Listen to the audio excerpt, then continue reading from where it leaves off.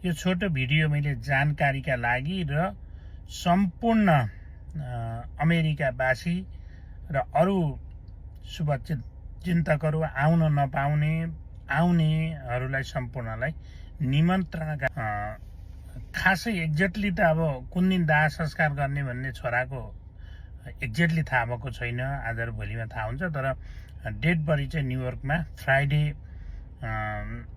Army प्लेनबाट ल्याउने भन्ने उनीहरूले जानकारी गराएका छन्। JFK एयरपोर्टमा छोराको लास हेर्न जाँदैछौँ। त्यहाँबाट फिनलमा नेपालीमा मुर्दाघर भन्छन् होला, त्यहाँ लान्छन् होला। र यदि शनिबार आइतबार भएन भने सोमबार चाहिँ हामीले अन्तिम गर्छौँ। नानीहरूलाई हुर्काउँदाखेरि एउटा दुधिलाको रुख बेचेर काठ दाउरा बेचेर चामल ल्याउँदा बुबा आमासँग झगडा परेर बुबा आमालाई छुट्टिनु परेको थियो। छोराछोरीका लागि मैले बुबा आमालाई पनि अलग गर्नु परेको थियो।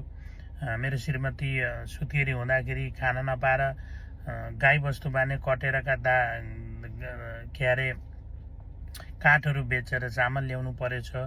झम्पल खुकुरीहरू बेचेर मैले चामल किनेर पालेका छोराछोरी स्थिति नाजुक भएर माओवादीले मारेर जिउँदो लास भएर काठमाडौँ बोकेर आउँदा पनि बालुवा 3 दिनमा 1 ट्रक भरेर 800 रुपियाँ कमाएर पालेका छोराछोरी पाल्न नसकेको स्थिति नाजुक भएर आफै मर्छु भनेर विष बोकेर मुसाको दबाई बोकेर हिँडेको व्यक्ति तैपनि यसरी जोड्दै यहाँ आएर पनि आफू 14-15 वर्ष ट्याक्सी चलाइसकेँ होइन।